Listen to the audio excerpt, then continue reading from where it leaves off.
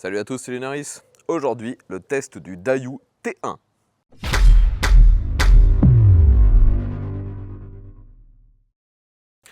Donc les amis, si vous suivez régulièrement mes tests de vélo, vous avez déjà entendu parler de la marque Daiyu, car il y a maintenant quelques mois, j'ai eu l'occasion de tester un modèle beaucoup plus petit, c'était le Daiyu A5. Et d'ailleurs, c'était un vélo très peu cher, dans les 500 €, et que j'avais vraiment trouvé très cool, très agréable. Aujourd'hui, un modèle un peu plus cher, un peu plus grand surtout, et ce qui le différencie vraiment de la production actuelle, vous voyez tout de suite, c'est son style. Donc déjà, vous voyez que ce n'est pas un vélo d'un énorme gabarit, bien qu'il soit plus grand que le A5 dont je vous parlais précédemment, mais celui-ci se distingue tout de suite par son cadre. C'est un cadre en magnésium, déjà, ça c'est plutôt rare. C'est une belle pièce, franchement, c'est vraiment sympa. En plus, on voit c'est vraiment rigide. Et pourtant, c'est quand même un vélo pliant, je tiens à le repréciser tout de suite. Donc, je vous dis tout de suite son prix. C'est un vélo qui est actuellement en vente, bien sûr, sur le site de Daiyu pour 800 €. C'est un pareil barré 1000 € à 800 €, mais j'ai l'impression qu'il est à 800 € quasiment tout le temps.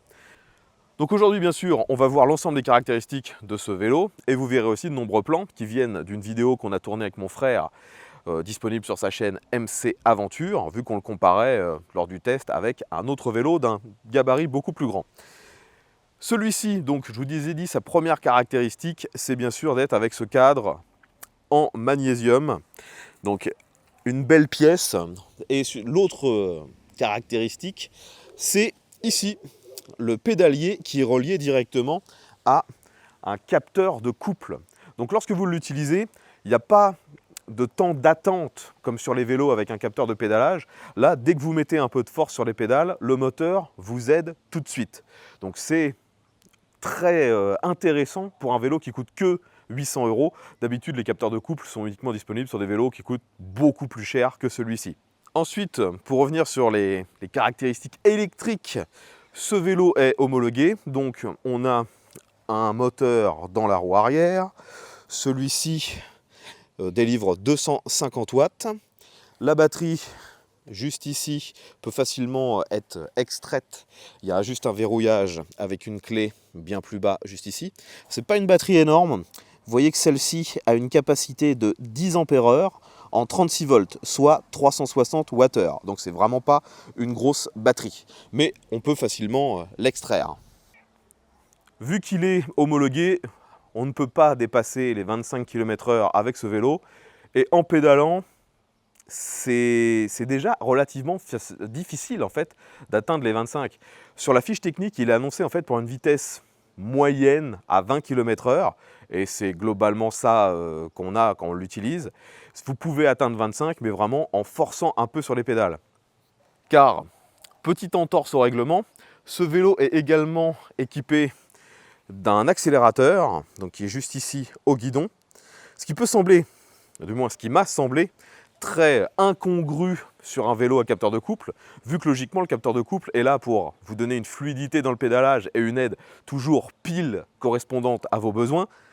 Finalement, ce vélo, le capteur de couple, il n'est pas très bien calibré, ça fonctionne pas terrible.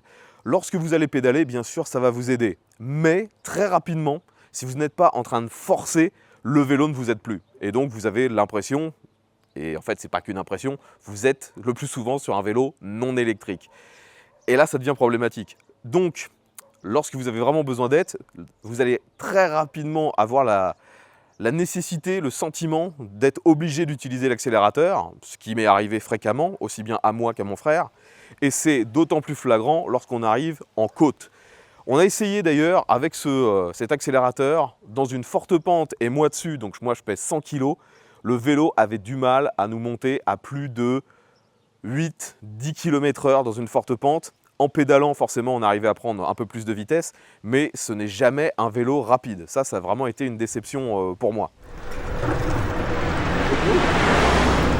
Le moteur m'aide un peu, hein, c'est sûr que... Si t'accélères juste. Voilà la vitesse max auquel je vais. Tu es à 8 km/h. Le dérailleur il fait n'importe quoi. Est-ce que c'est pas plutôt toi qui fais n'importe quoi avec le dérailleur? Moi je suis à 10. Bah, moi j'accélère à fond parce que j'en chie. Après, mis à part ces performances modestes, heureusement il a quand même quelques bons plans. Vous voyez qu'il est équipé de roues en 20 pouces et ce ne sont pas des roues fat bike, ce sont des roues assez étroites. Donc il est très facilement déplaçable.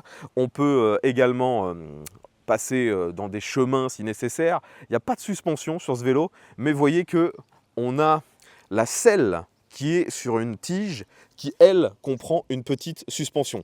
Par contre, le cadre est complètement rigide. Après, donc la selle permet d'avoir quand même un minimum de confort.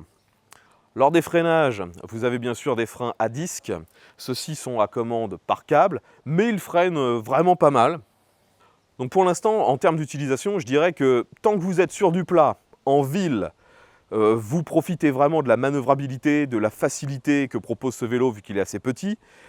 Par contre, quand vous êtes dans des grosses pentes ou si vous voulez tout simplement aller un peu vite, même en forçant sur les pédales, ce sera très difficile de maintenir plus de 25. C'est crevant parce que le moteur vous aide très très peu. Pour moi, le capteur de couple est mal calibré. Est-ce que c'est un problème qui vient de mon vélo ou est-ce que c'est l'ensemble des vélos de ce modèle qui sont avec ce problème? Là, malheureusement, je ne pourrais pas vous dire. D'ailleurs, si vous avez cette info dans les commentaires, n'hésitez pas à faire remonter l'information. Pour revenir un peu sur l'équipement, vous voyez que si nécessaire pour une utilisation en ville, on a de l'éclairage. Il y a une petite lampe à l'avant. On a bien sûr quelques catadioptres. Et par contre, à l'arrière, il n'y a rien du tout. Et ça, je trouve ça inadmissible. Personnellement, je trouve que au moins une lumière à l'arrière, ça devrait être obligatoire. Autre paramètre que personnellement j'ai du mal à comprendre, c'est un vélo à 800 € avec un capteur de couple. On peut se dire qu'ils ont investi dans le capteur de couple, mais pas dans le reste. Et bah, ça se confirme lorsque vous regardez les informations qu'on a au guidon. Je vous ai dit qu'on avait l'accélérateur.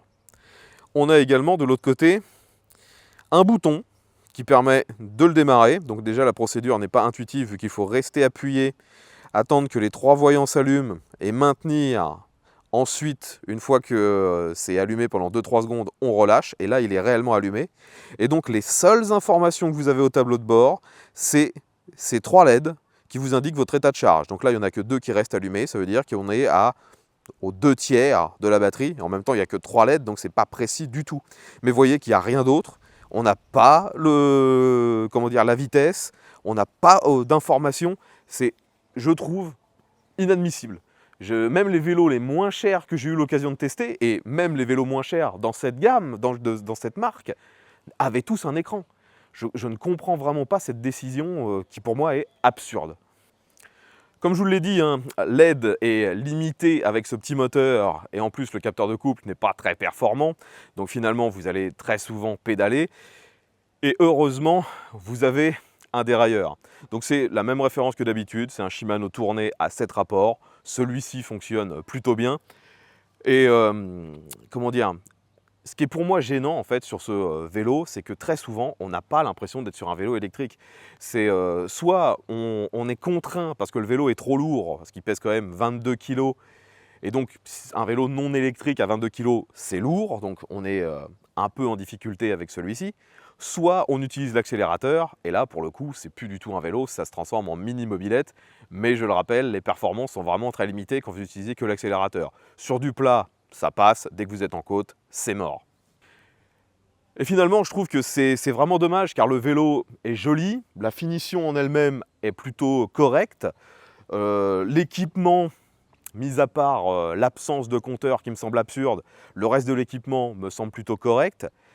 Il suffisait pour eux d'avoir un capteur de couple correct et un petit écran pour vraiment justifier les 800 € qui sont demandés par ce vélo. Et j'aurais même dit qu'à 800 €, s'il y avait eu un capteur de couple qui fonctionne vraiment bien et un écran, ça aurait été une très bonne affaire, car la plupart des vélos de ce genre, avec un capteur de couple, coûtent quasiment le double.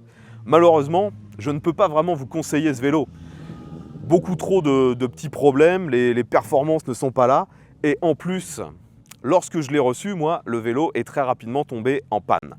J'ai eu une panne en fait au niveau du moteur. Je sais que les pannes ça arrive et la plupart du temps ça arrive quand vous venez de le recevoir. Ça devait être une malfaçon. La panne que j'ai eue, c'était le moteur dans la roue arrière qui avait tout simplement grillé. Donc lorsqu'on pédalait ou qu'on accélérait, celui-ci ne fonctionnait pas. Donc la marque a bien sûr très rapidement réagi à mon problème. Ils m'ont envoyé les pièces. Maintenant c'est réparé, ça fonctionne. Mais je tenais néanmoins à vous faire part de cette panne. Ça m'est très rarement arrivé sur les vélos électriques. Ici, ça m'est arrivé. Et finalement, je dirais que pour l'utilisateur lambda, le plus gros problème, c'est pas forcément la panne, c'est qu'après, ça sera à vous de vous embêter à réparer. Car moi, on m'a envoyé la pièce, donc c'était juste une roue avec le moteur à l'intérieur, mais c'était à moi de m'embêter à tout démonter de l'autre vélo pour tout remonter sur celui-ci. Et je peux vous assurer que c'était pas simple et qu'en plus, il faut du matériel spécifique pour les vélos. Vous montez pas ça juste avec votre clé de 10. Bon, je sais que contrairement à d'habitude, là, on a l'impression que je suis vraiment à charge contre ce vélo, alors que finalement, non, j'ai rien contre cette marque, ni contre réellement ce modèle. Je trouve juste que les décisions qui ont été prises dans la conception de ce vélo sont absurdes. L'absence de compteur, je vous l'ai déjà dit, le capteur de couple qui pour moi ne semble vraiment pas bien calibré. De nouveau, si vous avez déjà testé ce vélo, dites-moi si ça vous a semblé fluide, si pour vous le capteur de couple fonctionne bien. Moi, là, je dirais pas que c'est inutilisable, c'est juste que ce n'est pas normal. Les autres vélos avec un capteur de couple que j'ai pu tester sont beaucoup plus réactifs, beaucoup plus performants que celui-ci. Enfin voilà les amis, globalement tout ce que je pouvais vous dire sur ce petit T1, c'est clairement pour moi une déception. Si néanmoins vous désirez en faire l'acquisition ou savoir plus d'infos concernant celui-ci, je vous mets un lien vers le site du constructeur, enfin du distributeur, le site de Dayou. Comme d'habitude, si vous avez trouvé cette vidéo utile, n'oubliez pas de mettre un petit pouce vers le haut, de la partager sur les différents réseaux sociaux. Je vous invite également à vous abonner et aussi à vous abonner à la chaîne de mon frère, MC Aventure, où vous verrez des compléments à mes tests quand on met ces vélos dans des conditions, on va dire, de roulage réelles. Et vous pouvez voir que moi, il n'y a pas de langue de bois. Si c'est bon, je vous dis que je trouve ça bon. Si c'est mauvais, je vous dis tout simplement que je trouve ça mauvais. Ce qui devrait être le cas sur toutes les vidéos. Je vois beaucoup trop de gens qui parfois encensent des modèles alors que c'est clairement pas de la qualité. Enfin, voilà tout ce que je pouvais vous dire sur ce petit Dayou T1. Je vous dis à bientôt et ve à tous.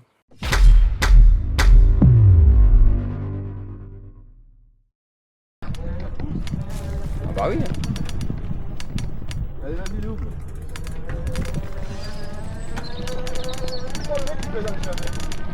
Mais si, garde.